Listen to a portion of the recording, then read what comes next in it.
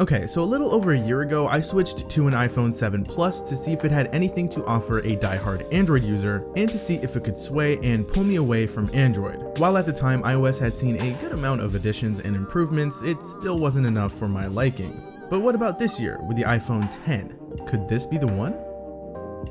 So after spending the most I've ever spent on a phone to get the iPhone 10, I threw my SIM card in it and I was immersed into Apple's idea of the future of smartphones.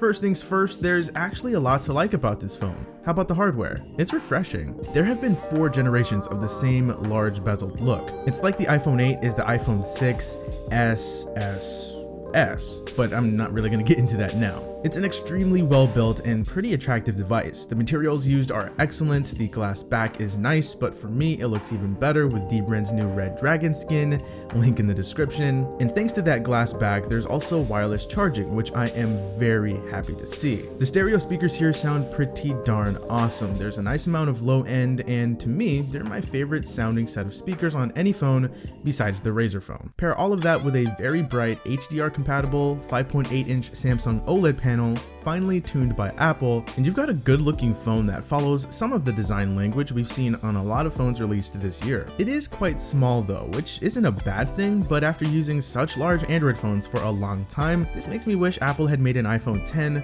with the body size of the 8 Plus, but I guess that's coming next year. Overall, in terms of hardware, this is the iPhone that iOS deserves. And believe it or not, there are actually some things to like on the software side of things too. For one, I use an iMac as my main computer, so the integration there is nice with things like AirDrop. It's pretty sweet. I kind of wish there was something that works this well baked into Android. The widget page is neat. It's cute, you know. 3D Touch is getting a bit better, but I can think of so many more things it can be used for. I like that screen recording is now a stock feature. There's finally a file manager. I like the ability to add and take away things in Control Center. Also gotta love the haptic feedback spread throughout the OS when doing things like setting an alarm, for example. Emoji is fun, I will admit, and it's good for a laugh here and there. And Face ID, while it can be very finicky, I like that you can use it in complete darkness, and I like how your notifications will be hidden until you look at the display for when people want to go snooping around your phone. Although it does get kind of annoying when I just want to read my notifications while I'm doing something else, but the phone is off to the side and I'm not directly in line with it. But Face ID seems to be the most secure iteration of Face Unlock on a smartphone right now. It's definitely not the fastest, and it may not work every time, but the technology behind it is some next level stuff. I like being able to quickly switch between my open applications with the bottom bar. I enjoy the pre-installed wallpapers. The cameras, as expected, are really good, definitely top 2, top 3. Portrait lighting is a nice feature to have, and it works fairly well. I just don't find myself using it that much. And portrait mode is pretty solid as well, although I do feel it should be better than it is right now, seeing as how it's had plenty of time to grow. Also, can't forget the ability to shoot in 4K at 60 frames per second, which is insane, and shooting video in general is something I feel iPhones excel at. Also, in day-to-day use, battery life has been pretty solid, although nothing to write home about. It's pretty average. But if I'm being honest, there are more downsides than upsides here, for me anyway. And it's not just with iOS, it's the challenges that the iPhone 10 itself present on top of the software. Now, since there's no home button, the OS is fully gesture-based. Okay, fine, just something to get used to, no problem, but I don't think things were executed properly. Things like having to hesitate just a bit to open up the app switcher, and yes, swiping up and to the right can get you there faster, but really, it's just an extra step that shouldn't be necessary. You also have to long press on an app in order to swipe it away to close it. Then there's the fact that the notch takes up so much space, you can't see when certain toggles are enabled, you can't see your battery percentage, and when using the phone left-handed, you gotta hold the phone in a certain way or just use your other hand in order to access Control Center, which by the way still doesn't let you manage Bluetooth and Wi-Fi connections, and just the little things that you shouldn't have to go into the settings app to do. It's more of a toggle center than anything. And speaking of the settings app, the fact that you have to go into the settings application if you want to change basic camera settings is quite silly in my opinion. Not too sure why this is still a thing. And on top of all of this, iOS is just as uncustomizable as it was before. You still can't set default applications, can't place apps where I want to on the home screen, and it'd be nice to be able to change what these lock screen toggles do. How about the absolute dumpster fire they call the notification center? It gets glitchy more often than not, and notifications still aren't bundled, so after a while you're left with this incredibly long list of notifications. Ugh. Now trust me, I could go on and on about the iPhone X's user experience.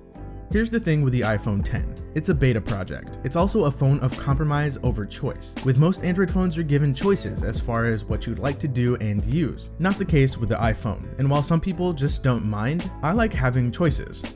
The OS and the hardware aren't a good mix right now. Not only is iOS 11 pretty buggy at the moment and it's missing some pretty fundamental features, it's also not optimized for the iPhone 10 as well as it should be. This goes for applications too, which are still going through that iPhone 4 to 5 syndrome. But here's the thing, a lot of what I talked about can and probably will be fixed with software updates, and there are even some applications right now, like a few Google services, finally getting updated for this display. There was also that update that was supposed to unleash fast wireless charging, but as I expected, it actually doesn't make that big of a difference. And then there are the things that can't exactly get fixed with software updates. I don't think an update can fix this phone's price tag, or the fact that Apple charges $50 for their fast charger when other phones have theirs in the box. An update also can't fix the fact that Apple could charge you more than half of what you paid for the phone to fix the phone if you break it and have no Apple Care. Now I know it may sound like I hate the iPhone 10. I don't. I actually really like it, but the phone cost me $1,200 out the door, and it's just not worth that much. The iPhone 10 is a really good phone. It's the best iPhone Apple's ever made, but what happens when you slap a case on the phone? It takes away from one of the biggest reasons to buy the phone in the first place. Of course, this goes for most phones out there, but especially this one. $1,000+ is a lot to pay for a beta project, something I have to wait for it to get to its full potential. And it's especially a lot to pay for when iOS 11 lags more and has more bugs than all of my Android phones at the moment. It's funny how things change. To be fair, there are a lot of things that I can't argue with though. Things like the phone's ecosystem. Everywhere you go, there will be tons of accessories made for it. There's the long-term software support, the superior application support, seamless device integration, and much more. But like I said before, for me, there's more bad than good with the iPhone 10. And while every phone has its compromises, the iPhone 10 has a few too many.